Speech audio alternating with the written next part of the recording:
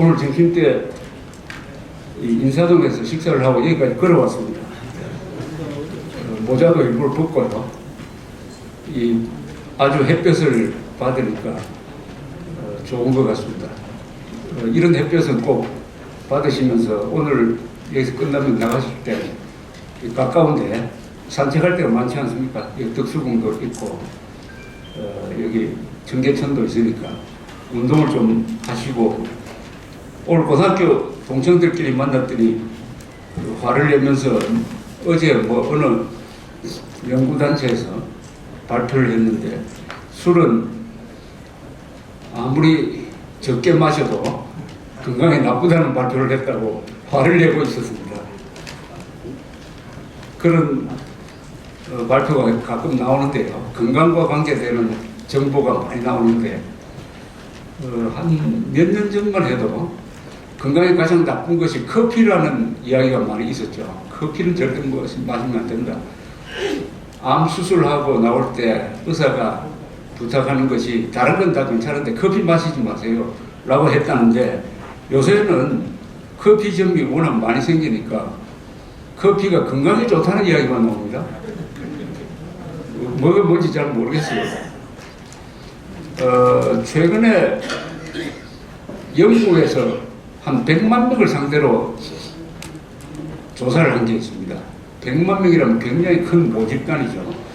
뭘 조사를 했느냐 하면은 스트레스와 평균 수명과의 관계는 뭐냐, 스트레스를 많이 받으면은 암도 걸리고 해서 빨리 죽게 될 것이다, 이런 가설을 세워서 100만 명을 조사를 했는데, 그것도 10년 차이를 두고 지속적인 조사를 했는데 결론은 스트레스와 수명과는 관계가 없답니다. 스트레스 많이 받는다고 일찍 죽는 게 아니라는 결론이 나왔답니다. 그런데 또 하나 흥미로운 조사가 나온 게 있어요. 악력 있지 않습니까? 악수하면은 상대방이 어떤 정도의 힘을 가지고 있는지 건강 상태를 좀 알 수가 있는데, 이 소나기 힘을 조사를 했답니다. 그것도 열 몇 개 나라의 굉장히 모집단이 큰 그 조사를 했더니 악력이 건강과는 관계가 있다, 악력이 평균 수명과 관계가 있다는 결과가 나왔다 그래요. 그러니까 악력이 셀수록 오래 산다는 겁니다. 그 원리는 잘 모른다고 그래요. 오래 사니까 악력이 센 건지, 악력이 세니까 오래 산 건지 모르는데, 이 악수했을 때의 느낌, 이것은 아주 중요하다. 또 하나 조사는 이 서서 있는 시간이 길수록 건강에 좋다는 통계가 있답니다. 그래서 어떤 분들은 이 글도 서서 쓸 수 있도록 이 책상 다리를 높여가지고 하는 분들이, 이 처칠이 그랬다고 합니다. 그런 등등 있습니다. 이 연로하신 분들이 많아지는데 우리나라에서 지금 70세 이상 인구가 400만이 넘습니다. 400만이. 금년간에 한 500만 넘을 텐데, 이분들이 항상 이제 힘을 쓰는 게 선거 때입니다. 더구나 선거철이 이제 다가왔습니다. 이 노년을 어떻게 보내느냐, 더구나 인생을 어떻게 정리하느냐 하는 이 시기에 계시는 분들이 여기 지금 많은 것 같습니다. 그래서 호기심을 잃지 않는 게 제일 중요한 것이 아니냐, 저는 이런 느낌도 듭니다. 호기심을 잃지 않아야 된다. 아인슈타인이 이런 이야기를 했습니다. 아인슈타인은 참 이 감칠맛 나는 이야기를 많이 하는 사람입니다.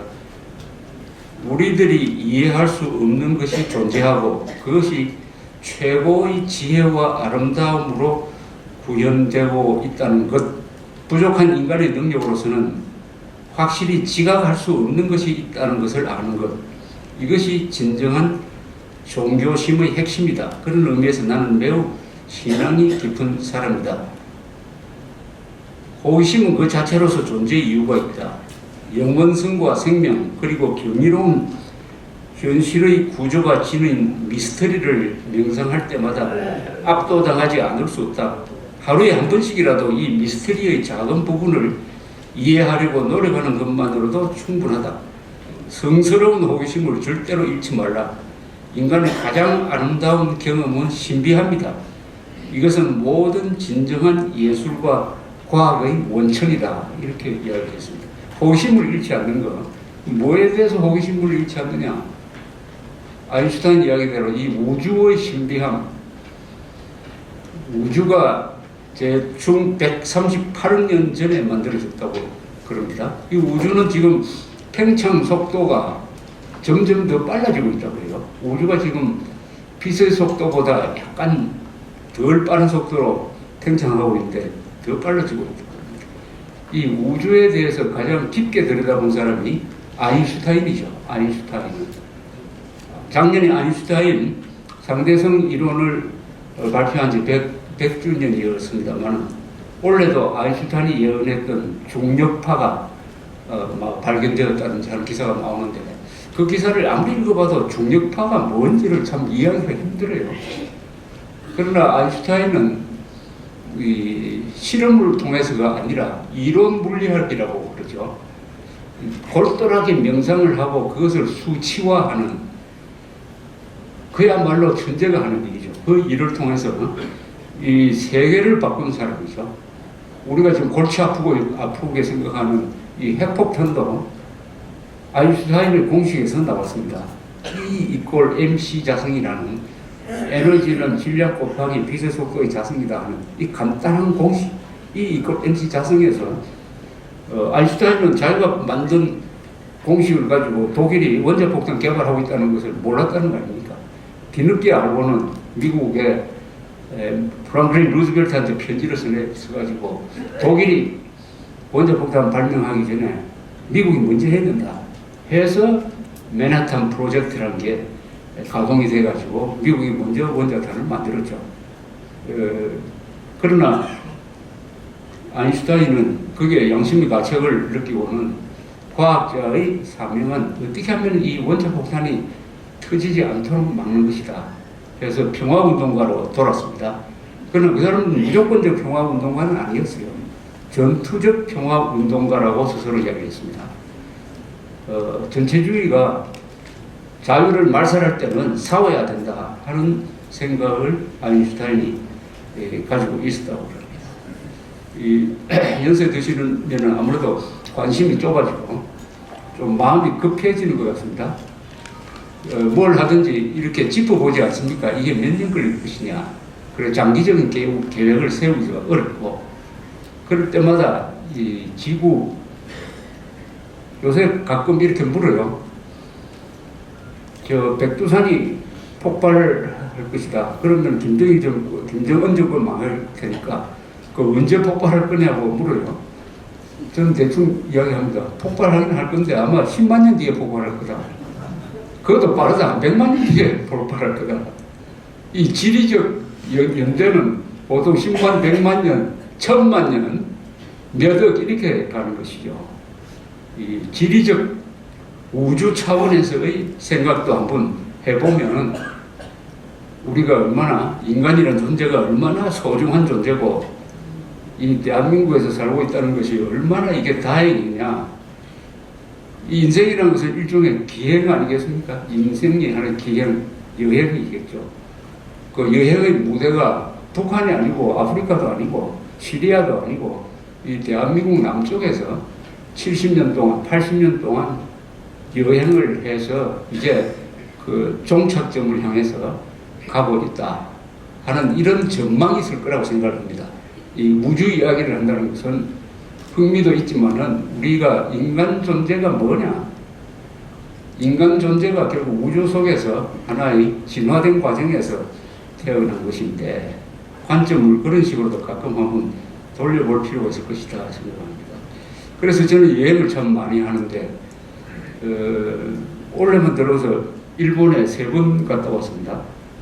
3번 갔다 와면서 느낀 것이 이 소위 말하는 이 버블입니다. 버블. 흔히 일본은 버블 붕괴 시대로 경제가 망가졌다. 우리 언론은 그렇게 보도를 많이 합니다. 버블이 뭐냐 하면은 거품이죠. 버블이란 말은 거품인데 이 물가든 집값이든 임금이든 뭐가 이렇게 거품이 많아가지고 턱도 없이 비싸고 높은 상태.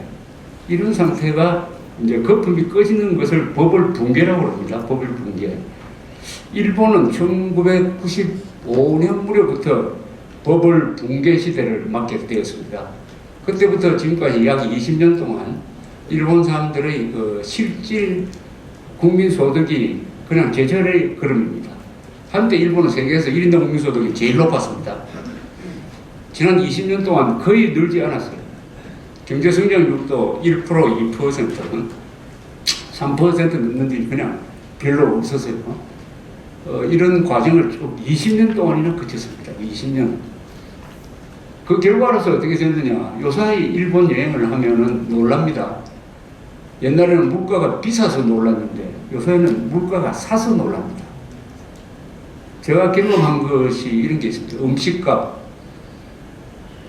제가 이 모밀을 참 좋아해요. 모밀.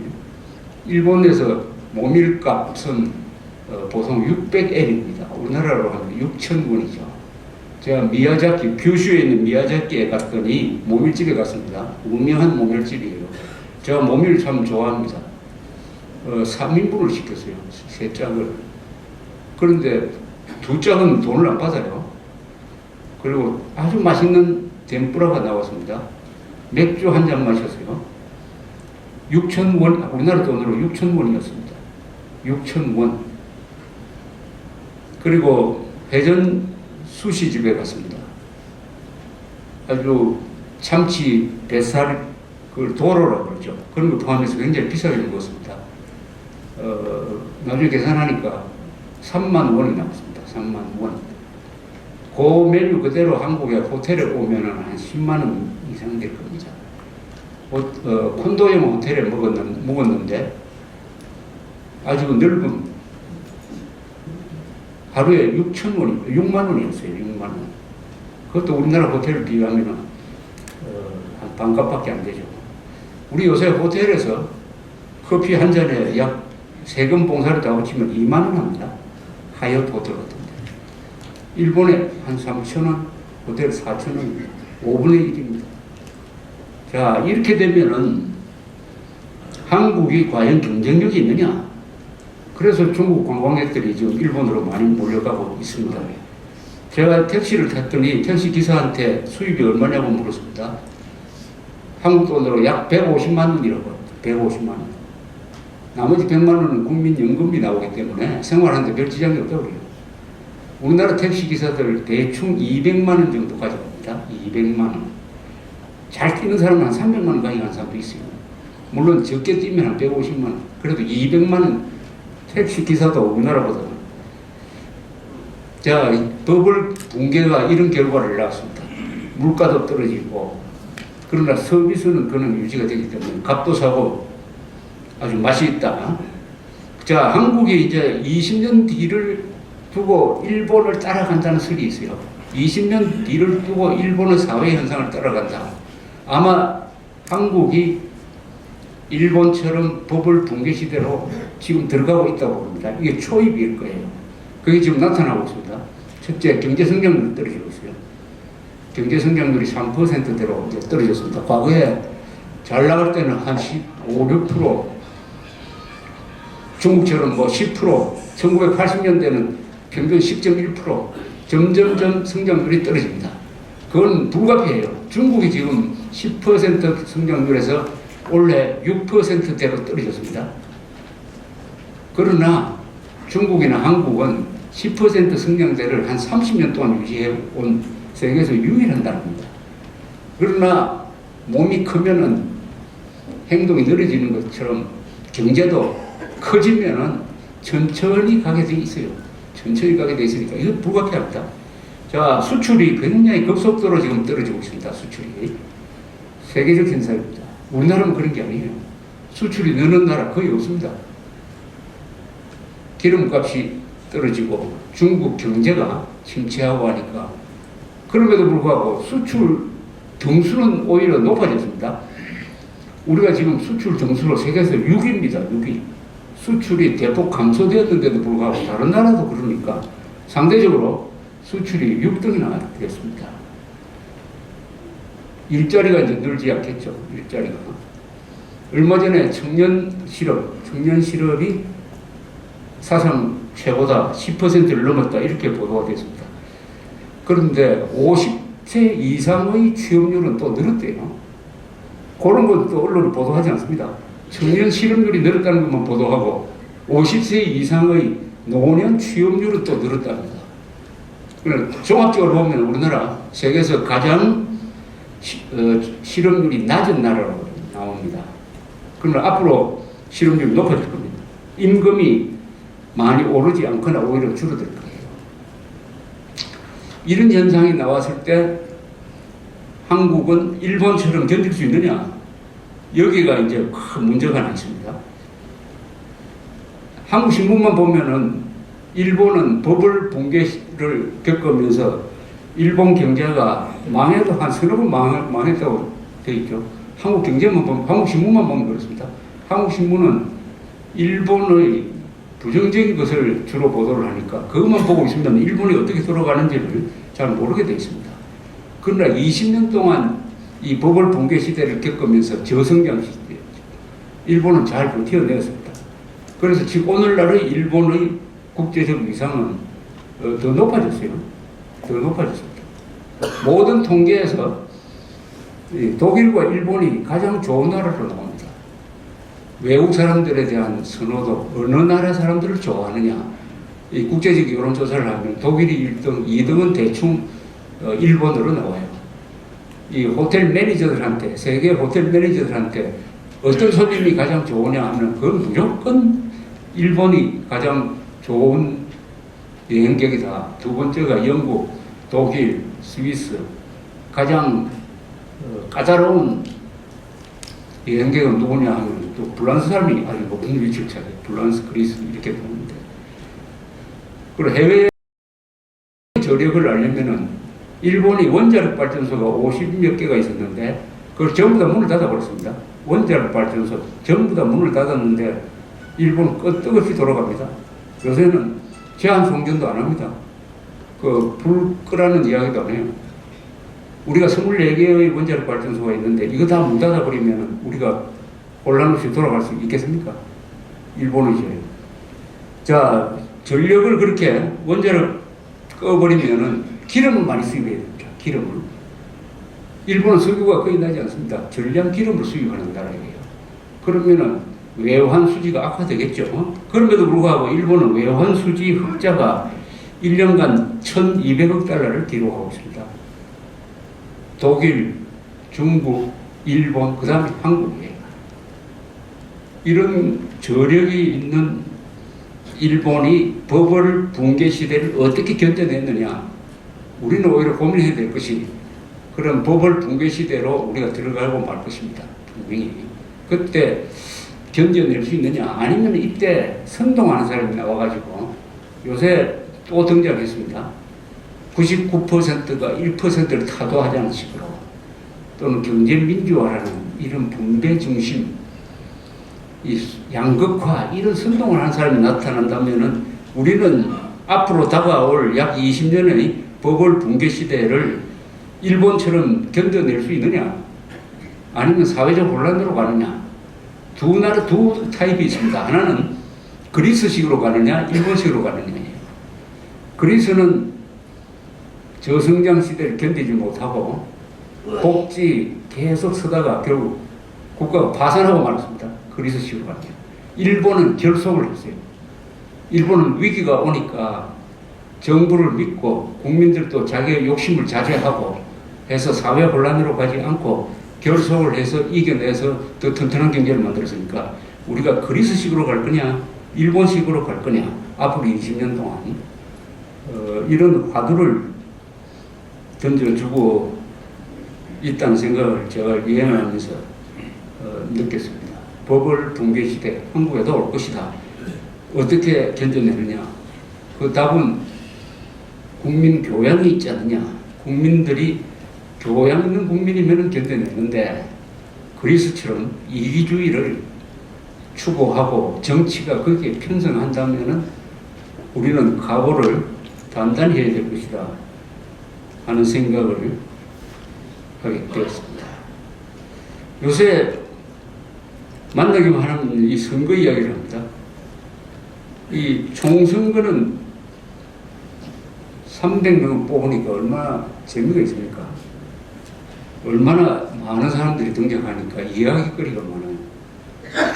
복잡합니다. 이 총선거는 여론조사기관이 제대로 맞춘 적이 별로 없어요. 대통령 선거는 거의 정확하게 맞추고 있습니다. 이번 총선거는 과거 역대 어떤 선거보다 좀 복잡한 것 같습니다. 복잡한 이유는 이 새누리당이 내부적으로 분열을 했는 것이 아주 특이한 점입니다. 선거를 앞두고 뭉치는데 선거를 앞두고 공천을 가지고 이렇게 분열을 하고 있다 하는 점이 특이하고, 국민의당이라는 정당이 새로 등장하고 해서 이 전망하기가 매우 힘듭니다. 요새 새누리당의 경우에 가장 나쁜 시나리오는 여소야대가 될 것이다. 여소야대가 될 것이다. 과반수를 차지 못할 것이다 하는 이야기도 나오고, 목표가 170석, 180석이라는데 그것은 우림도 한 150석 정도 현상 유지에 끝날 것이다 등등 이런 시나리오인데, 현상 유지에서 여소야대에서 그 사이에서 결정되지 않을까 하는 생각도 들고 이렇습니다. 그런데 이 신문만 보면 좀 잘 알 수 없는 게 있어요. 신문은 항상 이 자극적인 것을 주로 보도를 하는데, 새누리당이 그래도 이번에 지역에서 경선을 많이 했습니다. 한 반 정도에서는 경선을 통해서 후보를 뽑았어요. 과거보다 훨씬 많이 했습니다. 경선이라는 것은 당원이나 여론조사를 통해서 후보를 선출하는 방식인데, 과거에는 그냥 당권을 잡은 사람이 공천자를 결정해가지고 지명하는 식으로 했는데, 그래도 반 정도가 경선을 했다 하는 것은 나름대로의 발전이에요. 그러나 그런 것은 거의 보도하지 않습니다. 무시합니다. 그리고 더불어민주당이라는 정당이 말하자면 극좌 세력을 많이 정리한 걸로 나오는데 꼭 그렇지만은 아닌 것 같아요. 핵심적인 무슨 전대협이라든지, 전대협은 주사파 조직인데 핵심적인 극좌 운동권 세력은 한 20, 30명은 그냥 있습니다. 핵심 세력은 그냥 있어요. 그래서 신문에 드러난 거하고 실제는 좀 차이가 있을 것이다 이렇게 보여집니다. 다만 요새 언론 보도를 보면 조선일보, 중앙일보, 동아일보 이른바 중앙일보는 보수적이라고 보기 힘든데 중도 기회주의적으로 봅니다. 굉장히 이 박근혜 청와대 친박 세력에 대해서 굉장히 부정적인 보도를 많이 하고 있습니다. 비판적인 보도를 많이 하고 있습니다. 그것이 민심에 반영되었는지는 모르지만은 지금 새누리당 경우에 경선을 하면은 이 박근혜 세력이라고 하는 사람들이 떨어지는 경우가 많아요. 지명식으로 한 공천에서는 공천이 되는데 경선에 붙이면은 특히 수도권 또 대구 같은 데서도 나는 박근혜파다, 진박인지 친박인지 하는 비박인지 하는 다 언론이 붙인 건데 그걸 표방하고 나오는 사람들이 많이 지금 낙선을 하고 있습니다.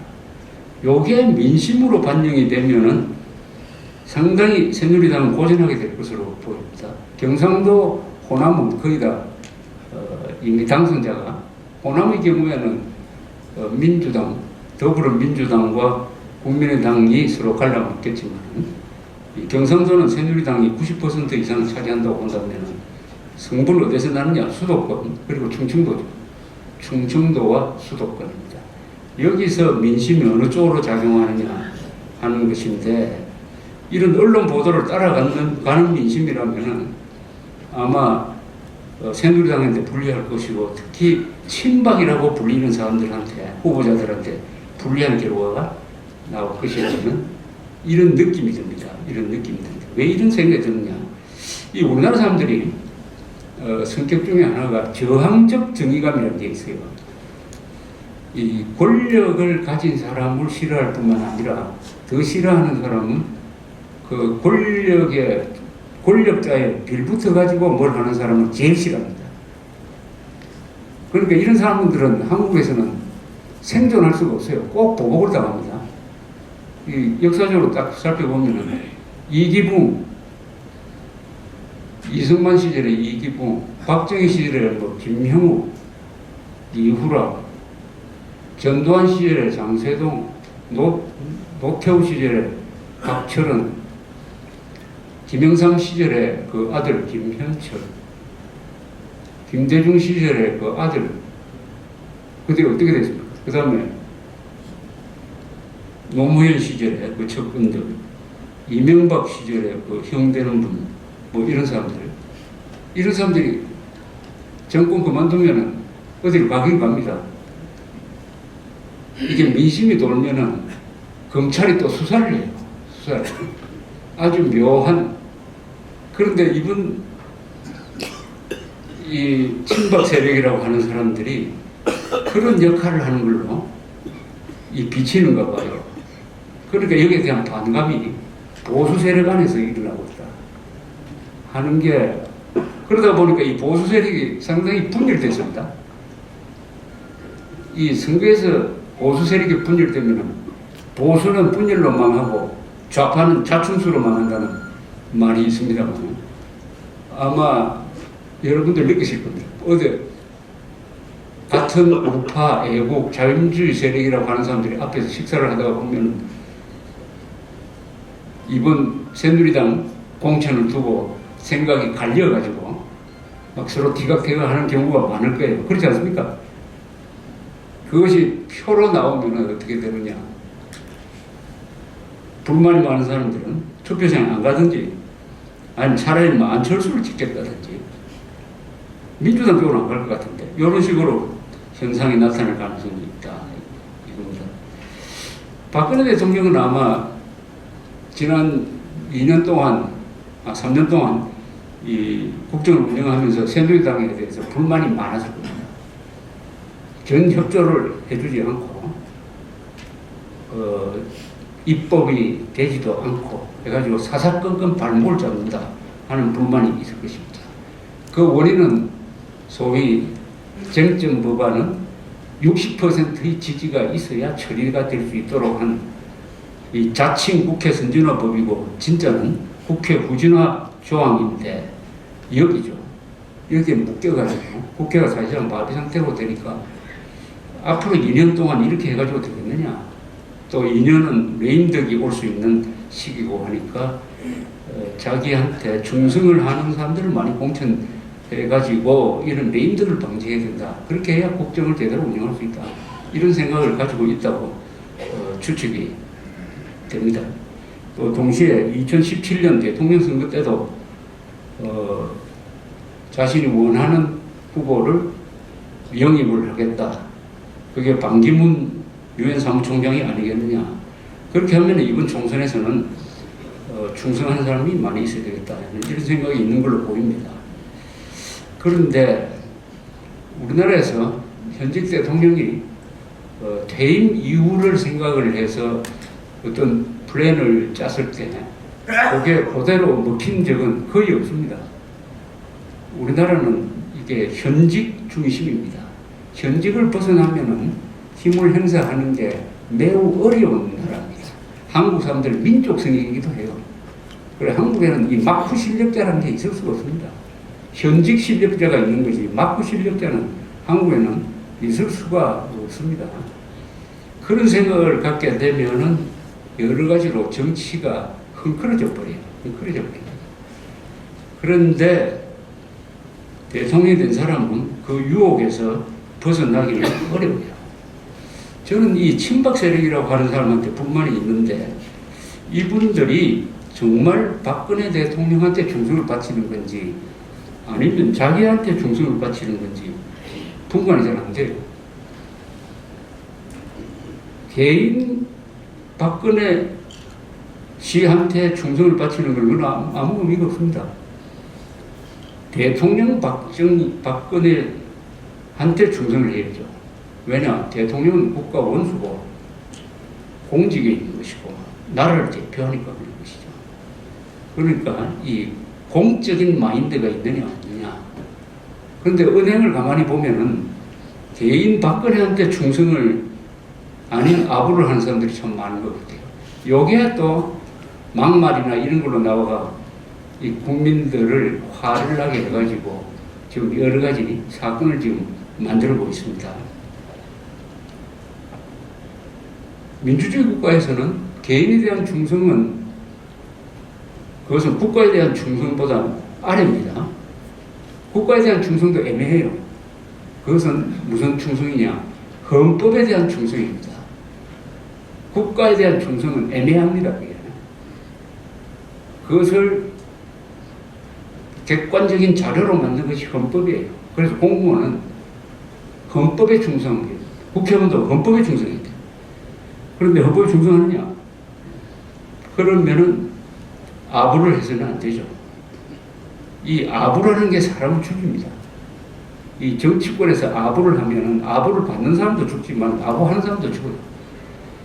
더구나 한국 사람처럼 그런데 굉장히 예민해가지고 말 한마디 가지고 이렇게 사람을 죽이고 살리고 하는 이런 데서는 이 아부가 사람을 죽입니다. 또 아부는 역사적으로 보면은 뭐 과거에 자유당 시절에 이익흥이란 분이 무슨 말을 했다 해가지고 오랫동안 지금 기억이 됩니다. 이 아부와 충성을 구별해야 되는데 이런 삼국사기에 보면 이런 기록이 있어요.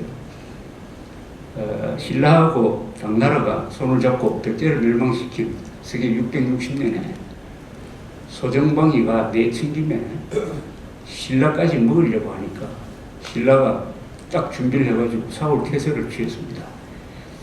그러니까 소정방이 의자왕하고 백제 왕족들을 잡아서 돌아갔습니다. 당고종한테 보고를 했습니다. 귀국 보고를 했어요. 당고종이 묻습니다. 왜 내친 김에 신라맞이 치지 않았냐? 여기에 대해서 소정방이가 이야기하기를 신라는 비록 나라는 작지만 임금은 백성을 사랑하고 신하는 나라에 충성하고 아랫사람은 윗사람 모시기를 부영과 같이 함부로 도모할 수가 없었습니다. 이렇게 이야기해요. 여기서 임금은 백성을 사랑하고 신하는 임금에 충성한다고 나오지 않습니다. 신하는 나라에 충성한다. 이렇게 되어 있습니다. 이게 굉장히 중요한 거예요. 그 당시에도 1300년 전에도 충성의 대상은 임금이 아니라 임금보다 높은 나라다. 그런 사상을 가지고 있었다는 것을 알아요. 나라와 그러면 오늘날 21세기 민주주의를 한 나라에서 충성의 대상이 개인 박근혜가 되면 안 되죠. 대한민국이 돼야 되고 대한민국 헌법이 돼야 되죠. 이것을 구별하지 못합니까? 친박 세력의 형태에서 요새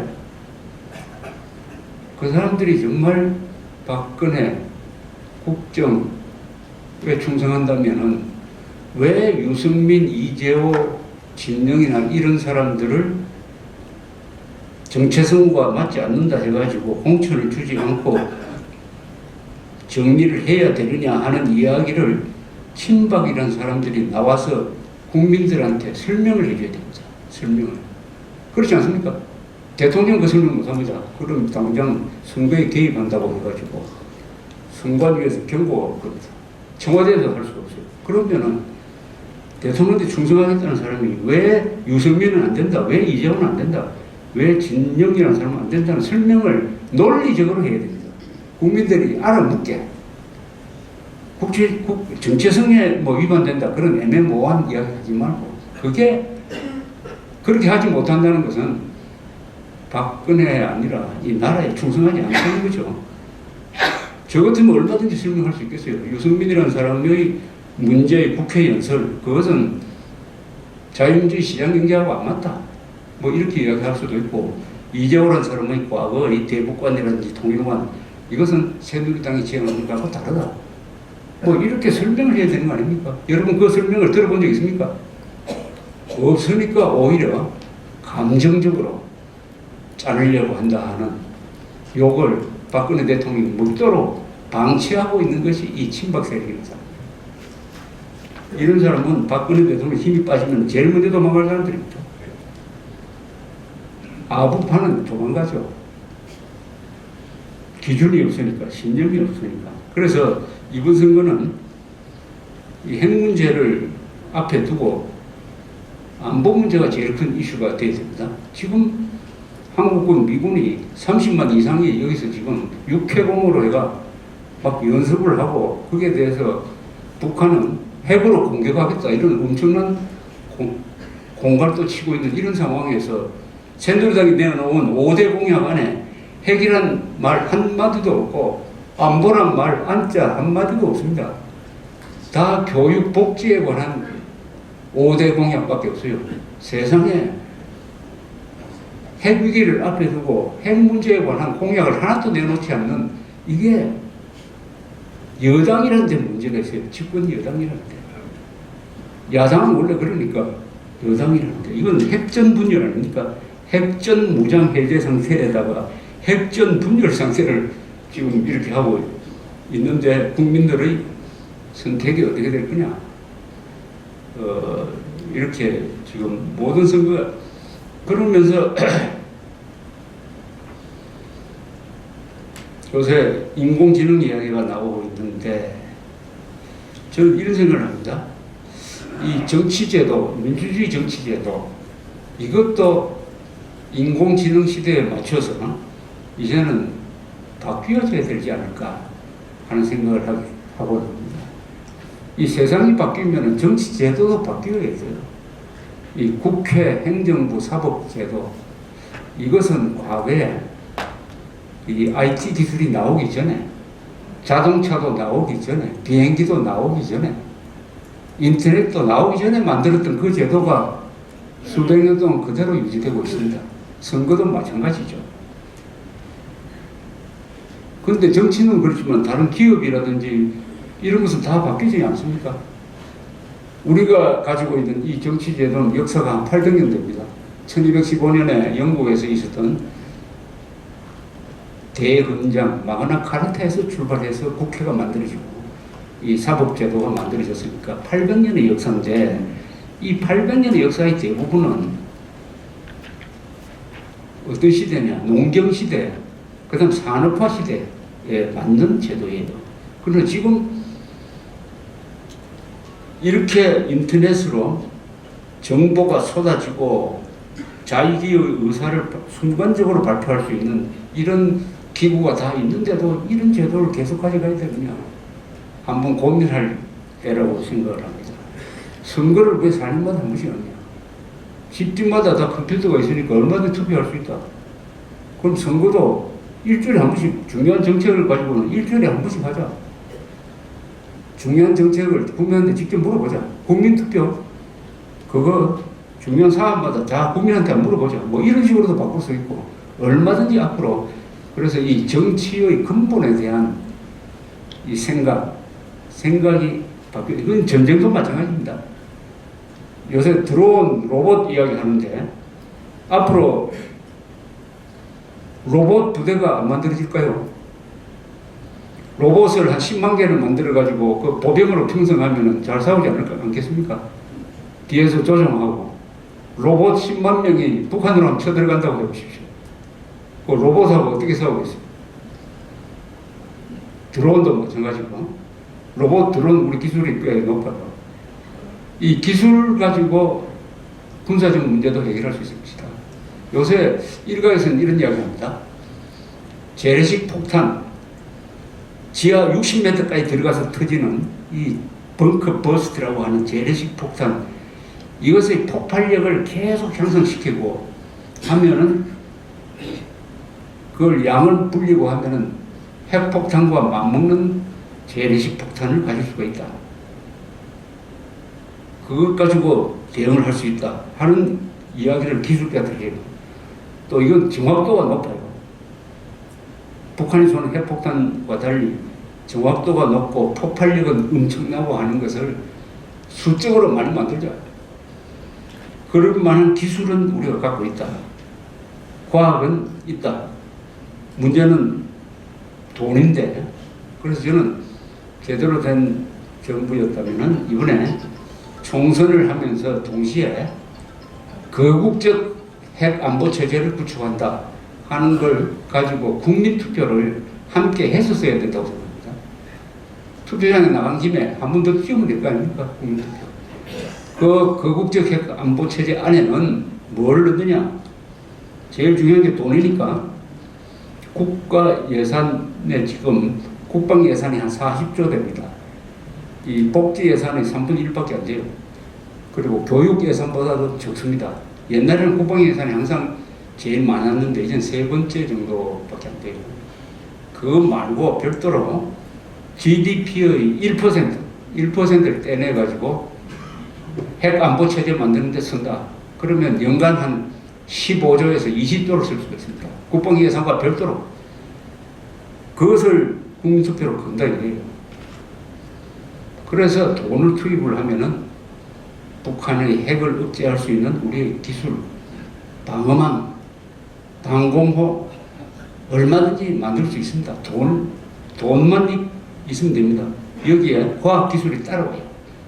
문제는 국민의 의지죠. 의지. 그 의지는 선거를 통해서 결정할 수밖에 없습니다. 토론을 해도 안 됩니다. 선거를 통해서, 국민투표를 통해서. 이것은 앞으로도 숙제가 될 것이라고 생각합니다. 거국적 핵 안보 체제를 걸고 국민투표를 하자. 그래서 국민들이 압도적 의사를 확인을 하고, 그러면 연간 15조, 20조를 핵 안보 체제 만드는데 집중 투입 한 10년 동안 해보자. 그 프로그램 중에 하나가 핵 폭탄에 준하는 재래식 폭탄을 우리가 개발한다. 뭐 이런 돈을 쓰면 된다. 우리는 북한은 핵을 쓰고 우리는 돈을 써서 핵과 돈의 비대칭 전략을 만들어야 한반도의 평화가 유지될 수 있을 것이다. 이렇게 저는 생각하고 있습니다. 다가오는 3월 26일이 두 날인데 잘 아시죠? 하나는 2010년 3월 26일 천안함이 북한 잠수함에 의해서 격침된 날입니다. 46명이 죽었습니다. 그리고 구조 작업을 하던 한주준이라는 사람이 죽었고, 또한 어선 하나가 또 넘어가가지고 한 10명이 죽었습니다. 그 다음에 이승만 대통령 탄신일, 140일 주년 탄신일, 뭐 이런 날입니다. 그런데 올해부터 이 천안함 폭침일을 서해 수호의 날로 바꿨다고 그랬다. 서해 수호의 날로 바꿨다. 그래서 서해 수호의 날로 기념하는 첫날입니다. 마침 이때 우리가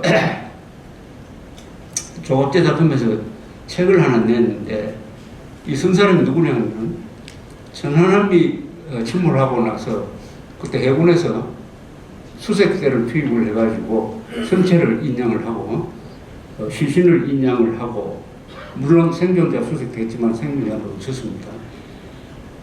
그리고 마지막 그 임무가 끝나고 나서는 그 증거를 찾았습니다. 북한이 어뢰를 쏴가지고 터뜨렸으니까 어뢰는 산산조각 났을 거고, 그러나 거기에 뭔가 있을 것이다 해가지고 약간 막연한 입장에서 그것도 상거리 어선, 저인망 어선을 하나 빌려가지고, 그런데 여기서 기적이 일어났습니다. 무슨 기적이 일어났냐? 어뢰를 발견했어요. 어뢰를 건져 올렸습니다. 물속에서. 모래사장에서 바늘 찾는 것처럼 뒤진 셈인데, 그 일을 총체적으로 지휘한 사람이 UDT 현장 지휘관 했던 권영대라는 사람인데, 그 당시는 중령이고 이 사람이 대령입니다. 이 사람이 56일간 일기를 쭉 썼어요. 일기를 저한테 가져왔는데 아주 감동적이었습니다. 그래서 책을 내면서 제가 그 일기를 사사지 읽어보면서 느낀 바가 많습니다. 우리나라의 군인 정신이, 우리는 옛날에 육탄용사식으로 자기 희생적으로 애국심을 가지고 싸우는 그 군인 정신을 생각했는데, 아, 요새는 이런 군인 정신이 있구나. 이런 군인 정신이라는 것은 뭐냐? 프로. 군인이 프로구나. 군인이 특히 이 직업군인의 프로 정신에 대해서 아주 감탄하게 되었습니다. 감탄하게 되었어요. 특히 UDT라는 이 조직은 워낙 강훈련을 시키고 위험 속에 들어가니까. 그런데 이 지휘관이 쓴 글을 읽어보니까 그 우리나라 특수한 사정 때문에 우리나라는 이 구조 작업을 해도 여기에만 매달릴 수가 없어요. 이 사람이 한 일을 보니까 수중 작업을 지휘하는 것은 여러 가지 하는 일 중에 일부예요. 제일 중요한 게 상부로 보고를 하는 겁니다. 보고를 받는 데가 많아요. 해군 본부도 있고, 뭐 합참도 있고, 국방부도 있고. 이 보고하는 게 얼마나 이게 까다롭습니까? 보고하는, 또 요새는 핸드폰이 있으니까 뭐 실시간으로 보고를 해요. 그 다음에 언론하고 싸워야 돼요. 기자들이 수백 명이 몰려와서 취재를 하니까 그 기자를 상대로, 그럼 뭐 오보도 나오고, 또 현지 어민들입니다. 현지 주민들. 산거리 어선으로 이 잔해물을 찾으니까 왜 의장을 황폐시켰냐. 이렇게 항의를 하면은 옛날식으로 하면은 딱 접근해 금지시켜버리고 할 텐데 우리나라는 그렇게 되지 않습니까? 이것도 일일이 가서 양해를 구하고 서명을 하고. 이런 난관 속에서 폭침 의뢰를 발견했다는 게 이게 기적입니다. 기적. 이런 식으로 찾아가지고 과연 성공할 것이냐. 외국에 왔던 전문가들도 고개를 갸우뚱했답니다. 이런 방식으로 찾는 수도 있느냐. 이거 아직 한국식으로 찾는 거예요. 한국식으로. 그런데 여기 좋은 사람을 만났어요. 이 김남식이라는 사람, 선장인데 이 사람이 군인 이상으로 철저하게 그냥 그 구역을 정해가지고 바둑판처럼 선을 딱 꺼가지고 매일 아침마다 끌고 나가서 선원들을 독려해가면서 아주 카리스마 있는 지도력을 가지고 군인들이 오히려 말릴 정도로 무턱대고 한 거죠. 사실 그게 무슨 의뢰가 터지면 의뢰가 산산조각 났다고 보지 그 의뢰가 본체가 그냥 남아있을 것으로 봤습니까? 그런데 결국 찾아냈어요. 거기에 대해서 이 권영대라는 사람이 아주 절묘한 표현을 썼습니다. 죽은 전우들의 영혼이 잔해물을 찾아내서 그 물에 실어주는 것 같았다. 이런 표현을 썼어요. 전우들이 죽은 46명이 그걸 찾아가지고 실어주는 것 같았다. 그래서 발견했습니다. 그게 또 1번이라고 써져있어요. 자, 이것은 어떤 의미가 있느냐. 자, 천안함 복침이라고 우리가 맨날 당했다고만 이야기합니다. 근데 시간을 두고 딱 보면은 천안함 복침은 우리가 기습 당했어요. 46명이 돌아가셨습니다. 우리가 졌어요. 기습에 진 거죠. 그럼 북한이 이겼느냐? 북한이 이겼습니까? 사실은 북한이 진 거죠. 우리가 오이사 조치를 취했습니다. 북한에 대한 제재를 북한이 국제사회에서 고립이 됐습니다. 그리고 무엇보다도 여기서 한미연합사 해체를 더 해서는 안 되겠다. 한미연합사 해체를 중단시키는 것도 천안함 폭침. 근데 그렇다면 전략적으로 북한이 진 거예요. 전술적으로는 이겼습니다. 전략적으로는 졌어요. 근데 누가 전략적으로 우리가 이기도록 했느냐? 그것은 우리 UDT가 건져 올렸기 때문입니다. 폭침 의뢰를 발견했기 때문입니다. 만약 폭침 의뢰를 발견하지 않았으면 지금 어떻게 되실 것 같습니까? 물증이 없다. 이명박 대통령도 그렇게 하지 않았냐? 이거 파도에 얹혀, 상고 파도에 얹혀가지고 두당공항 난 거 아니냐? 암초, 좌초, 그 터진 게 북한 의뢰가 아니고 우리가 평소 깔아놨던 지뢰로 터진 거다. 이런 루머가 병행해가지고 지금까지도 천안함 폭침은 우리가 만든 자작극이다. 이런 식으로 믿는 사람이 꽤 많았을 거예요. 지금 이렇게 발견해놓고도 20% 내지 30%가 아직 믿지 않지 않습니까? 우리가 뒤집어질 뻔했는데 이 직업 군인들, UDP, 김남식 선장, 이 한주호 준이 같은 사람은, 이 한주호 준이라는 사람은 어떤 사람이냐? 저도 이 글을 읽고 처음 알았습니다. 이 사람은 UDT 세계의 아주 전설적인 사람이랍니다. 그래서 잠수훈련은 해군에서는 거의 다 이 사람 밑에서 교관으로서 받았다고 해요. 이 중령한 권영대라는 사람도 이 한주호 준이 밑에서 훈련을 받았답니다. 그런데 딱 이제 출동하게 돼 있었는데 한주호 준이 보고는 당신은 육상 근무를 하면서 뒤를 좀 챙겨달라고 부탁을 했더니 한주호라는 사람이 명단을 가지고 왔는데 자기 이름을 거기 끼워 넣었대. 나는 꼭 나가야 된다. 내가 다 가르친 사람인데 내가 나가야 이 사람들이 제대로 할 수 있다. 그래서 그 지원을 했답니다. 이 한주호라는 분은 이 위험한 것을 극한적으로 추구하는 사람이에요.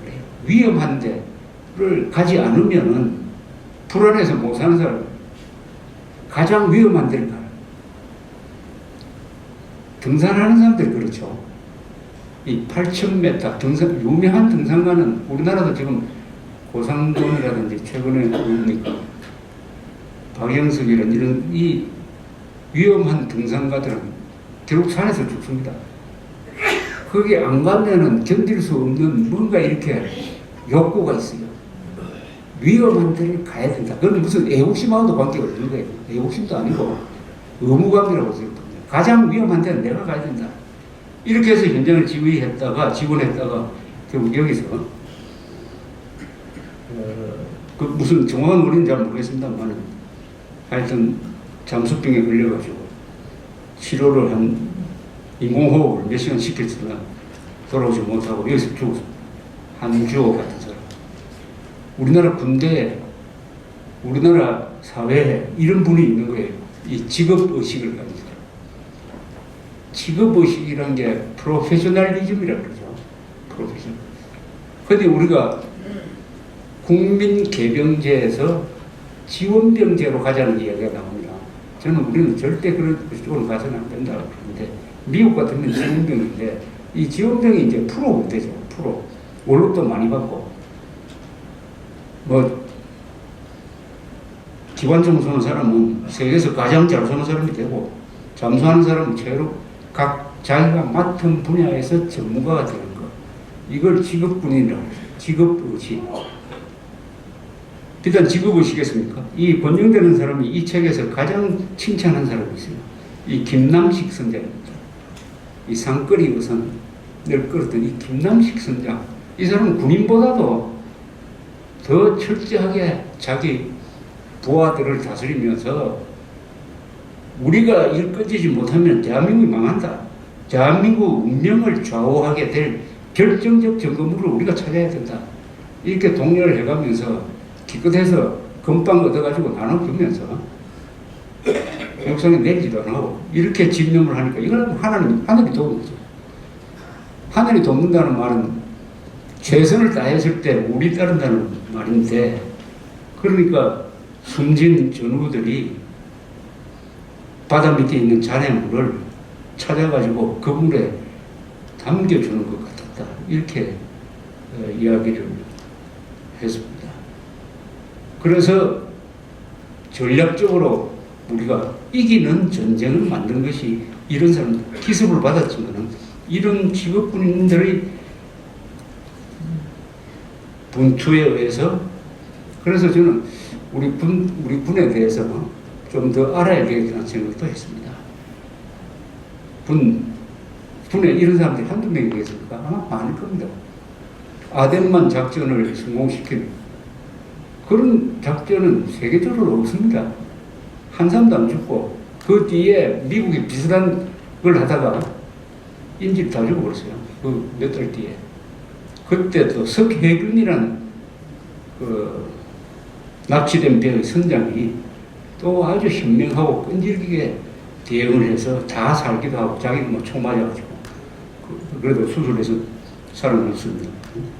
이런 사람들이 군대에도 있고 군에도 있고 우리 사회 곳곳에 이 전문가들, 직업의식을 가진 전문가들이 있다. 이런 것을 보면서 굉장히 저는 든든한 생각이 들었습니다. 든든한 전문 기능을 가진 사람들. 그러나 전문 기능만 가지고 보시면 안 되죠. 이 사람들이 인격을 갖춰야 되죠. 인격이 정의감일 수도 있고 애국심일 수도 있는데 이런 문제에 대해서 이 아인슈타인이 쓴 글이 있더라고요. 사람들에게 전문 기능을 가르치는 것만으로는 충분치 않다. 사람들은 그것을 통하여 쓸모 있는 기계처럼 되는 것은 가능할지 몰라도 조화 있는 인격을 얻을 수는 없다. 아름다운 것과 도덕적으로 올바른 것에 대한 뛰어난 감수성을 함양하지 않으면 안 된다. 그렇게 하지 않으면 전문 기능을 갖고 있는 것뿐으로서 잘 훈련된 개처럼 될 수밖에 없다. 전문 기능을 가져도 거기에 도덕성이 있어야 된다. 그렇지 않고 전문 기능 가지고 있다고 해가지고 이것을 나쁜 데 쓰면은 잘 훈련된 개에 불과하다.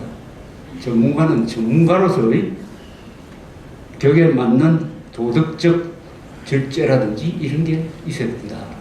군인들을 총 잘 쏜 기계로 만들어가지고 그런 잘못하면 살인 기계 되는 거 아닙니까? 총은 어떻게 쏘는 거냐? 언제 쏘는 거냐? 과도한 살상은 안 된다든지 이런 걸 가르쳐 줘야 되죠. 오늘날 사회는 이 전문가 사회입니다. 우리는 이 전문가가 그 전문 기능을 나쁜 데 이용하는 것을 여러 번 보고 있습니다. 전문가들이 선동에 나서기도 하고 그러면 보통 사람들 속아요. 인격 있는 전문가를 바로 이 권영대, 한주호, 김남식 이런 사람들이 인격이 있는 전문가죠. 인격이 있는 전문가. 그래서 이런 책을 우리가 출판하게 됐다는 게 저는 굉장히 감사하기도 하고 이런 사람을 이 책을 통해서 알게 되었다는 것이 참 부원하고 그러면서도 천안함을 이긴 입장에서 이긴 전투다 하는 입장에서 볼 필요가 있다. 또 그건 사실이고 하는 생각이 들었습니다. 오늘 화제는 이승만 대통령, 세계사적 입장에서 본 이승만 대통령에 대해서 이야기를 본 주제를 하려고 이렇게 했습니다. 요 앞에 서론이 상당히 길어졌습니다. 하나 빠뜨린 게 있다면은 이 국회 선진화법으로 잘못 알려져 있는 이 국회 식물화법 다수결을 부정하는 이게 지금 헌법재판소에 넘어가 있습니다. 여당에서 이것은 위헌이다. 그것도 참 우스운 건데 자기들이 통과시켜 줘놓고 그것도 반대를 무릅쓰고 통과시켜 줘놓고 이제는 안 되겠다라고 이제 위헌해 놨습니다. 이때 반대시켜 줄 때 48명이 반대했습니다. 그 48명은 좋은 사람들이에요. 그렇지 않습니까? 그 48명 중에 이번에 공천 못 받은 사람들도 몇 사람 있죠. 조원진, 주호영, 진영 이 사람들도 반대했습니다. 정의와 김무성 이런 사람 다 반대했어요. 그 중에서 반대 토론에서 아주 정확하게 이야기한 사람이 심재철 의원이었습니다. 심재철. 그 사람이 한 5분 동안 한 이야기, 이것을 하면은 반드시 이렇게 된다 하는 게 그 뒤에 그대로 되었습니다. 심재철 의원이라고 있어요. 원래 이 사람이 학생 운동권이었는데 가장 우파적인 이야기를 하고 있는 사람이에요. 아주 감탄했습니다. 이런 사람들은 우리가 기억을 해야 됩니다.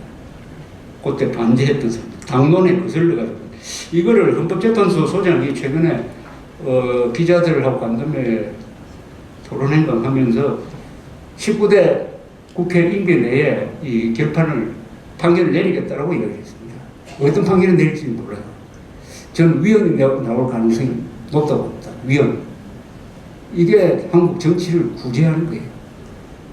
위헌이라 해야 됩니다. 이거 위헌이 있을 거. 다수결을 부정하면 안 되잖아요. 그죠? 위헌. 이게 위헌을, 그러면은 정치가 풀지 못하는 것을 헌법재판소가 풀어주는 겁니다. 그러면 참 이게 정치가 할 말이 없게 되죠. 이건 정치가 정치적으로 해결해야 될 걸 법으로 가가지고 헌법재판소가 이렇게 한다는 것은 정말, 그러나 일단 정치를 정상화시키는 아주 위대한 판결이 될 겁니다. 이거는 만약 희망대로 통합진보당 해산법원과는 위대한 일을 헌법재판소가 할지 모릅니다. 지금 예단하는 물론 9명 중에 6명이 찬성해야 됩니다.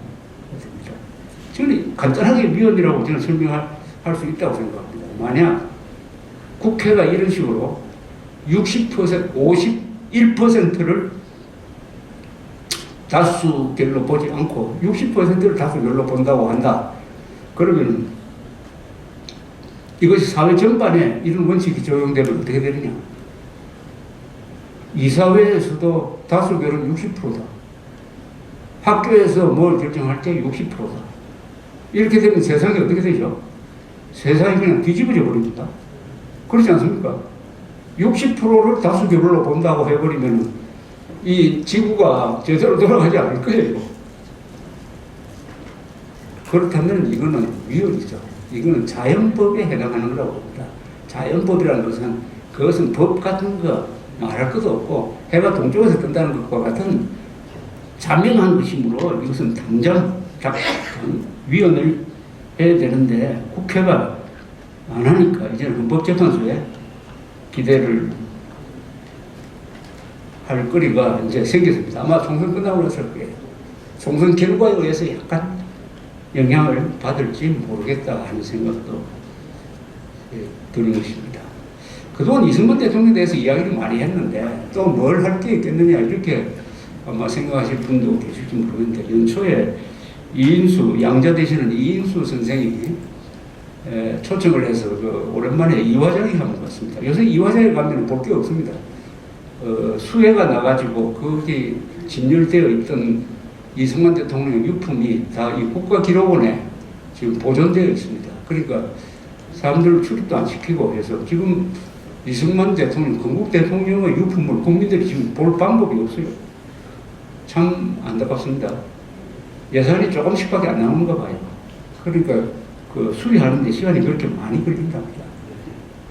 원래 거기 가 보신 분들 아시겠지만 거기 이승만 대통령 직접 쓰던 뭐 옷장이라든지 그 프란체스카 여사가 몽당 연필을 그 아끼기 위해서 이 양쪽으로 깎아가지고 한쪽에 이렇게 꽂아가지고 쓰던 것도 있고 이승만 대통령이 스크랩을 한 거 보면 지나간 타임지 위에다가 이 기사를 오래가지고 갖다 붙이고 하는 그런 게 있고 또 양말을 기울 때 그 전구를 꽂아가지고 왜 그 깊고 했지 않습니까?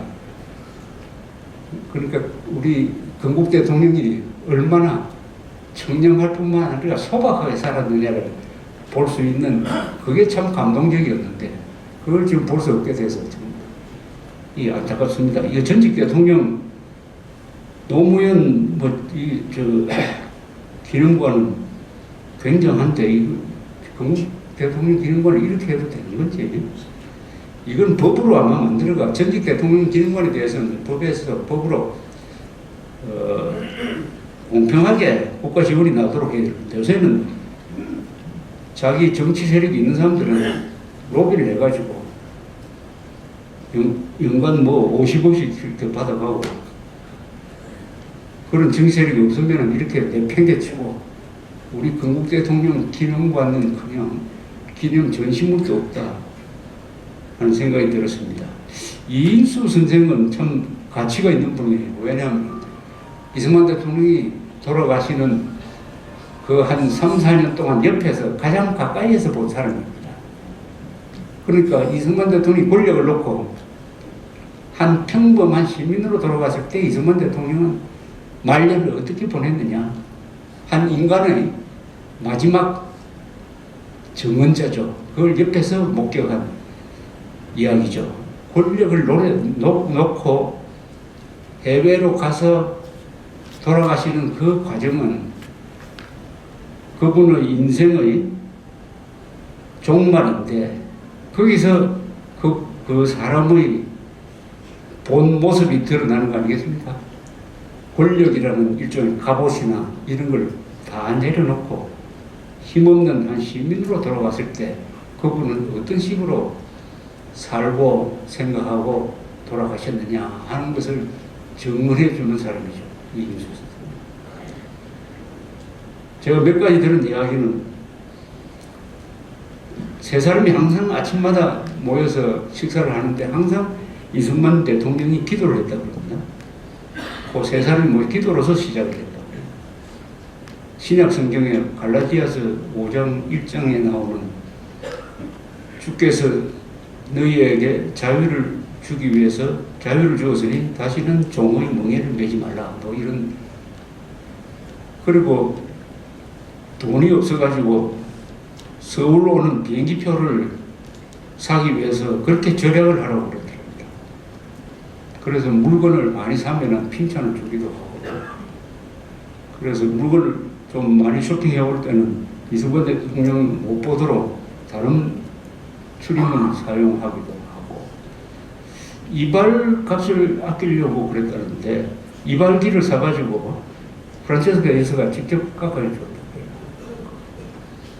제일 비극적인 게 1962년에 이제 귀국을 하기로 마음을 먹고 짐 다 사가지고 그 집에서 나와가지고 공항으로 출발하려고 하는데 총영사가 와가지고 지금 본국 정부에서 돌아오지 않으시는 게 좋겠습니다라고 통보를 할게요. 그때 이승만 대통령은 해외에서 워낙 살았기 때문에 이분이 항상 이 고향을 그리고 있습니다. 특히 남산. 그 한시도 많죠. 이 고향을 그리는 한시가 많습니다. 그러니까 그 예를 들으니까 얼굴이 빨갛게 되더니 나라에서 그렇게 하면 그럴 수밖에 없죠 하면서 그냥 2층으로 올라가더랍니다. 그 일로 이분이 실어증이 걸렸어요. 그래서 병원에 가가지고 한 3년 고생하시다가 돌아가셨습니다. 그때 박정희 정부 때죠. 아마 국내적으로 이승만 대통령이 들어오면은 또 데모가 날 것이다. 또 한일 회담을 하는데 또 정치적 부담이 생긴다. 이런 여러 가지 고려가 있을 것이라고 생각합니다. 그래서 물론 박정희, 김종필 이런 분들의 결정에 의해서 그렇게 되어가지고 3년 뒤에 이제 시신이 돼서 돌아오죠. 그래도 그 장례 절차를 가지고 따지다가 뭐 사회장 하느니 국민장 하느니 이러다가 막 가족장으로 됐습니다. 가족장입니다. 이승만 대통령은 가족장으로 그렇게 됐습니다. 이승만 대통령은 이런 이야기를 하더랍니다. 그동안 이승만이 나와서 한바탕 했는데 이제 누가 또 나와야 될 거 아니냐. 그렇게 해야 통일이 될 거 아니겠느냐. 한바탕 해야 될 거 아니냐. 이런 표현을 쓰더랍니다. 한바탕 해야 된다. 한바탕 해야 된다. 이승만 대통령이 역사의 무대에서 한바탕 한 거죠. 한바탕 한다는 말이 그 한국말의 아주 재밌는 거 아니에요. 한바탕. 한바탕 한다는 건 뭡니까? 마음대로 한번 해봤다. 그래서 이렇게 힘없는 나라를 제대로 세우고 미국에 끌려가지 않으면서 또 미국을 이용을 하면서 이런 나라를 만들었는데 누가 또 나와서 나처럼 한바탕 해야 될 거 아니냐. 그 한바탕 또 한 사람이 박정희겠죠. 박정희. 그런 등등. 근데 이승만 대통령은 나이가 든 사람들이라야 이해할 수 있는 면이 있습니다. 젊은 사람들을 보고 아무리 이승만 대통령 이야기해도 우선은 흘려들을 겁니다. 그러나 기억은 될 거예요. 우리 선배나 아버지가 이승만 하는데 나는 뭐 이승만 알지도 못하고 듣고 보고 읽고 하는 것은 전부 다 나쁘다고만 했는데 언젠가는 무슨 기회가 있으면은 그렇지. 우리 몇십 년 전에 아버지가 했던 그 말이 생각난다. 내가 한번 알아보자. 이렇게 됩니다. 그럼 지금 그런 이야기 해도 당장 효과를 볼 생각을 하시는 모든 세대는 다 생각이 다른 거예요. 그래서 당장 오늘 아들, 손자, 조카가 내하고 같은 생각을 안 가진다고 이렇게 화를 낼 필요가 없습니다. 세대는 다 생각이 다를 수밖에 없는 거죠.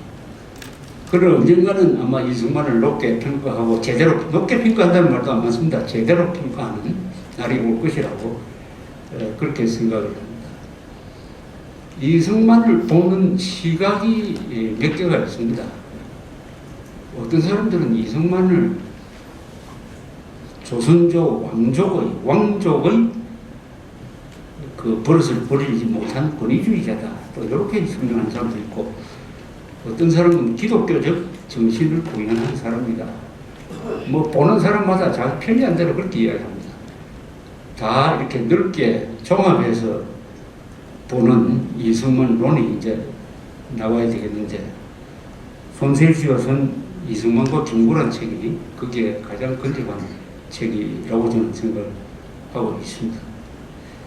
이승만 대통령이나 이런 큰 인물을 높게 제대로 평가한다는 것은 우선 그 제대로 평가하는 사람한테 복입니다. 복.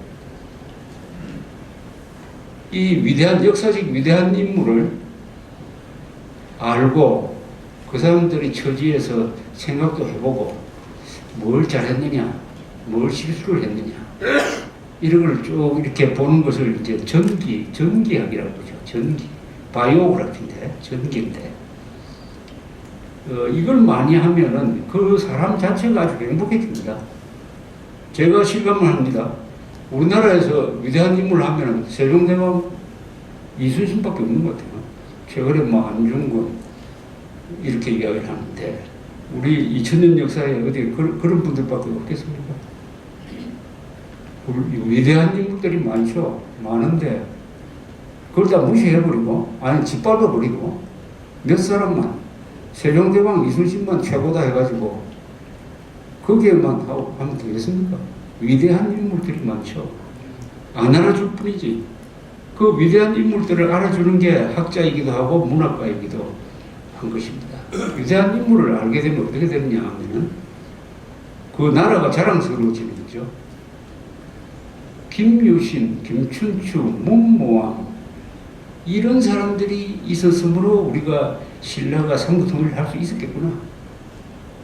영계소문이가 당나라하고 싸웠는데 왜 영계소문 망해버리고 김춘추, 김유신, 문무왕은 왜 성공했느냐? 그것도 당나라하고 싸워서 세계 최강대국을 상대로 해서 어떤 외교를 펼쳤기 때문에 이렇게 했느냐. 이렇게 알게 되면은, 야, 이 대한민국, 한민족이 대단한 나라다. 자부심이 생기는 거죠. 그 위대한 인물들을 통해서 민족과 국가에 대한 자랑을 갖게 됩니다. 자부심. 이승만 대통령을 모르는 사람이 저는 굉장히 불행해 보여요. 더구나 지식인이나 어른이 되어가지고도 아직도 이승만에 대한 이야기가 그 국민학교 때 다니는 수준에 머물러 있다고 하면은 그 사람 자체가 자꾸 낮게 보이는 게 있지 않습니까? 어떻게 나이를 먹어도 이 정도 수준밖에 이야기 못하느냐? 이승만을 제대로 보면 얼마나 다른 분야에 대해서 통이 커지고 성숙된 역사관과 인간관을 갖게 되는데, 이 사람이 어떻게 이것밖에 안 되느냐 하는 생각을 갖게 됩니다. 이 김유신, 김춘추 나오면은 외세를 끌어들여서 어쩌고저쩌고 그런 수준의 이야기를 하면은 참 한심하게도 보이고 불행하게도 보여요. 위대한 인물들을 알면은 본인도 위대해집니다. 위대해지는 게 그냥 그걸 끝나는 게 아니에요. 그 사람은 인격으로 됩니다. 이승만 대통령을 제대로 알면은 그 사람의 여러 가지로 도움이 돼요. 행동하는 게 달라질 겁니다. 이승만을 닮아가려고 하는 생각도 있을 거예요. 위기에 처했을 때 이승만을 어떻게 했을까 이렇게 생각합니다. 그러니까 미국에서는 대통령은 꼭 역사를 알아야 됩니다. 역사를. 미국 대통령은 다 역사책을 읽어요. 그 앞에 대통령들이 썼던 회고록을 꼭 읽는다고 합니다. 우리나라 대통령들도 역대 대통령, 앞으로 대통령 될 사람들은 반드시 이승만, 박정희를 읽어야 됩니다. 그리고 트루만 전기도 읽고, 이렇게 위인들의 전기를 통해서 우선 내가 성숙되고 우리 조국을 제대로 보게 된다. 그래서 저는 이승만, 김유신, 또 고려 때 김방경 같은 이런 위대한 인물들을 통해서 저도 성숙될 뿐만 아니라 대한민국이 한민족이 굉장한 나라다 함으로써 어디 외국에 가서도 조국을 욕을 하지 않고 비하하지 않고 일본 위대한 나라다, 중국 위대하다, 다 위대한 나라지만 대한민국도 못할 거 없다 이렇게 이야기하게 되었습니다. 그게 자신의 자산으로 돌아오는 것을 알게 되었는데 그렇게 한 계기가 바로 이승만을 제대로 보기 시작한 것이 불과 저도 나이가 한 50 가까이 되면서 이승만에 대해서 제대로 이제 연구도 하게 되고 글도 쓰고 됨으로써 그렇게 된 것입니다. 이승만 대통령은 뭐 세계사적 인물입니다. 세계적 인물이에요. 세계적 인물입니다. 작은 나라에서 태어난 세계적 인물입니다. 작은 나라도 위대한 일을 할 수 있다. 작은 나라에서도 위대한 지도자가 나타날 수 있다 하는 것을 실증한 것이 이승만입니다. 20세기에 10대 지도자 중에 들어가야 될 사람입니다. 그래서 저는 농담이 아니고 진담으로 드골 프랑스를 2번 구한 사람이다. 이승만 대한민국을 2번 구했다. 건국을 통해서 6.25를 통해서 2번 구한 사람이다. 그러나 드골보다는 이승만이 더 위대하다 이렇게 이야기합니다. 드골은 프랑스의 영광을 위해서 애쓴 사람이지만은 이승만 대통령은 대한민국뿐만 아니라 이 자유세계 전체를 위해서 그야말로 세계 시민의 입장에서 정치를 한 사람이기 때문에 그 도덕성이나 이런 게 한 수 위다. 이승만은 겸손한 사람이었다. 인간으로서도 말년을 아주 겸손한 하나님 앞에서의 한 인간으로 돌아가서 겸손하게 끝낸 지도자다. 겸손하게. 권력자가 권력을 놓으면 그 뒤에 어떻게 됩니까? 시리에 빠져가지고 폐인이 되고 아주 또 미련을 버리지 못해가지고 하다가 비참하게 되는 게 대부분입니다. 권력자는. 그러나 이승만 대통령은 짐을 내려놓고 이제는 역사적 사명을 더 감당할 수 없다. 이런 입장에서 조용하게 한 3, 4년을 지내다가 역사의 무대에서 사라져간 사람이다. 또 이승만이 만들려고 했던 그 나라가 이승만이 1948년 8월 15일 날 대한민국 건국 연설을 하면서 만들려고 했던 그 연설에 담겨 있는 그 비전이 거의 70년 내 실현이 되었다. 거의 그대로 실현이 되었다. 예언가입니다. 이승만 대통령은 예언가예요. 그러나 무장한 예언가죠. 예언가는 보통 고향에서 핍박받는다고 그래요. 이승만도 고향에서 핍박받죠. 그러나 이승만은 무장한 예언가입니다. 권력을 잡은 사람이에요. 권력을 잡은 예언가죠. 흔히 우리가 비전너리라는 말을 많이 씁니다. 미래의 비전을 보여주는 사람. 레보루셔너리라는 말도 써요. 혁명가입니다. 이승만 대통령은 비전너리, 그 다음에 혁명가. 비전너리 앤드 레보루셔너리죠. 근대화 혁명을 통해서 자기가 꿈꾸던 나라를 만들었습니다. 만들고 자기의 역사적 사명이 끝나니까 4월 26일 날 1960년 4월 26일 날 하야 성명을 발표하고 자기 발로 경부대를 걸어서 한 시민으로 돌아갔던 사람이에요. 이런 사람을 한마디로 독재자라고 모는 것은 인간에 대한 모독일 뿐만 아니라 역사에 대한 모독이고 이건 자해행위입니다. 자해행위예요. 독재가 뭔지도 모르는, 독재 맛을 제대로 본 적도 없는 사람이 그런 이야기를 하는데 이승만은 그 누구도 키울라에 줄 수가 없을 거예요.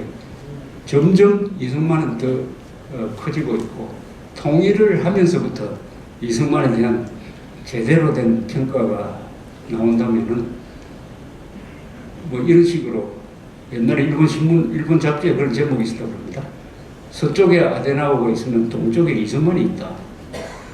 서쪽에 독일을 부흥시키고 자유민주주의 독일을 만든 아데나우가 버티고 있으면 동양에는 이승만이 이 한반도에서 자유를 지키고 있다. 두 개의 그건 아주 절묘한 표현이었다고 저는 생각을 합니다. 아데나우와 비슷한 사람이에요. 나이도 좀 비슷하고 이 기독교적 자유민주주의를 신봉한 점에서도 그러하고 다만 차이는 아데나우는 지금도 독일 사람들이 국부로 모시고 통일도 아데나우 덕분에 이루어졌다.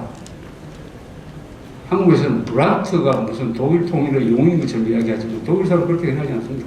아데나우가 통일의 기초를 세웠다. 우리가 자유통일을 하면은 우리도 그렇게 이야기하겠죠. 아, 이 자유통일은 이승만 대통령이 놓은 기초 위에서 가능했겠구나 하는 생각을 하게 될 때 이 이승만 대통령에 대한 제대로 된 평가가 나올 것이고 그것은 20세기의 가장 위대한 지도자 중에 하나였다. 그 이야기를, 그 비슷한 이야기를 시아누크가 했다는 말입니까? 시아누크 얼마 전에 돌아가신 이 캄보디아의 왕, 냉전 시대 때 아주 줄타기 외교를 잘 했던 사람이죠. 김일성하고 친해가지고 북한 여기 쫓겨나가지고 평양에서 몇 년 동안 살았습니다. 한국에 어떤 교수가 방문하니까 그때가 80 넘었겠죠. 옛날을 회고하면서 돌이켜보면은 이승만은 나나 호지명이나 수카루나 이런 사람하고는 급이 다른 사람이었다. 급이 다른 지도자였다라고 이야기를 하더랍니다. 그 급이 다르다는 것은 뭐냐? 외교를 통해서 오늘의 대한민국을 만든 거 아니냐? 우리는 무장투쟁이 최고인 줄 알고 했는데 지나고 보니까 외교를 통해서 최소한의 희생을 가지고 오늘날 대한민국을 만들었다. 1950년대 이승만 대통령이 아시아에서 존경을 받았습니다. 그 이유가 있습니다. 이승만 대통령이 보니까 미국 도움을 받으면서도 미국에 대들고 미국을 끌고 가는 걸 보면서 이 사람은 반식민주의다. 반식민주의의 지도자라고 본 겁니다. 미국의 심부름꾼이 아니고 미국과 맞서가면서 그렇다고 미국 도움을 받아가면서 대한민국을 끄는 걸 보니까 아, 저렇게 해야 되는구나. 그러니까 반공주의의 지도자였을 뿐만 아니라 이승만은 반식민주의의 지도자였습니다. 이런 점을 잘 몰라요. 시아누크 같은 사람은 알죠. 오늘 대한민국이 뭐 친미국가입니까? 이렇게 이승만의 인간과 정치를 이해하려는 노력이 요새 퍼져가지고 거의 한 달에 책 한 권씩 이승만 연구가 계속 나오고 있습니다. 이거 이제 시동에 불과하다고 생각합니다. 몇 년 지나면 서점에 이승만 연구소가 그 어떤 사람의 연구소보다도 많이 꽂힐 날이 저는 머지않았다고 생각을 합니다. 또 한 달 뒤에 선거가 끝나고 뵙게 될 때는 또 다른 세상이 되어 있을지 모르겠습니다. 선거를 잘 치르시기 바랍니다. 감사합니다.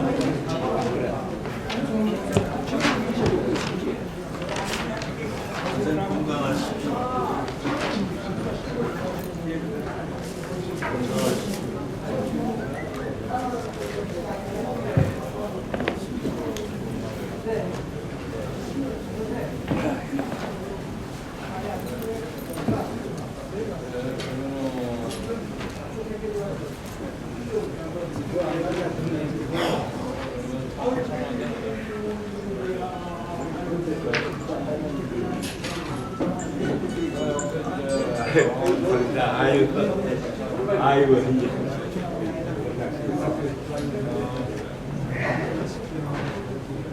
아이고, 감사합니다.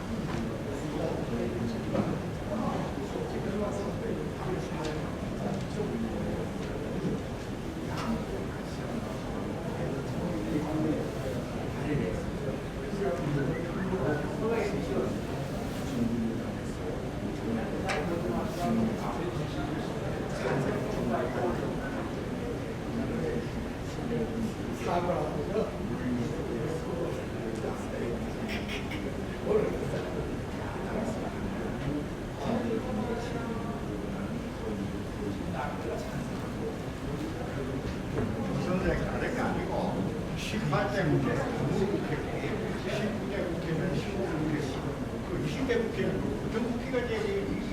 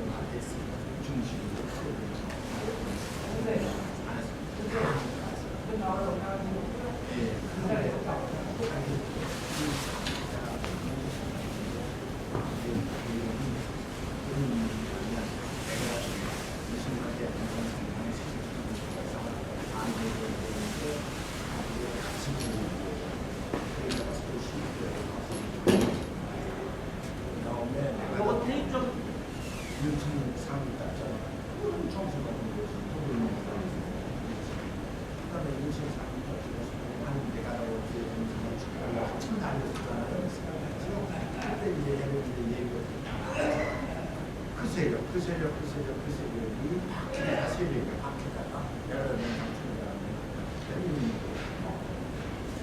그 여사가 분배인데 지금 그걸 거듭하는데 5억 8천억을 위해서 매년 표정없이 뛰어서 통과시켰어요. 통과시켰는데 박근혜 대통령의 권한으로 그 행사를 했어요. 이게 유승민이에요. 유승민하고 유승민하고 박근혜 대통령이 대한민국 사람 5천년의 하나를 밀치고 새 역사를 창조하고 팔번 치고 이렇게 할 때 판단을 했는데 유승민 아버지 유수호 판사였어요. 그러면 그 당시에 중국에서 하는 게